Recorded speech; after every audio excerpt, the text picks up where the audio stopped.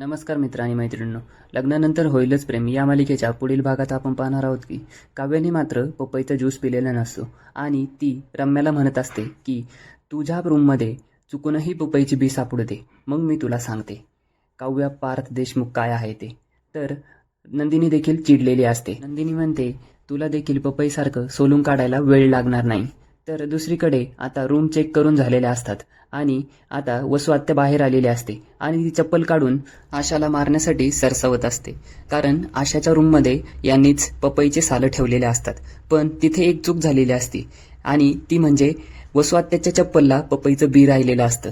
तर तेच काव्यानी पाहिलेलं असतं आणि काव्या वसू आत्याला म्हणते, अच्छा, आशाताईच्या रूममध्ये पपईची सालं सापडली आहेत, पण तुमच्या चप्पलला पपईचं बी काय करते वसू आत्या. आता हे सगळं पाहिल्यानंतर वसू आत्याला देखील धक्काच बसतो.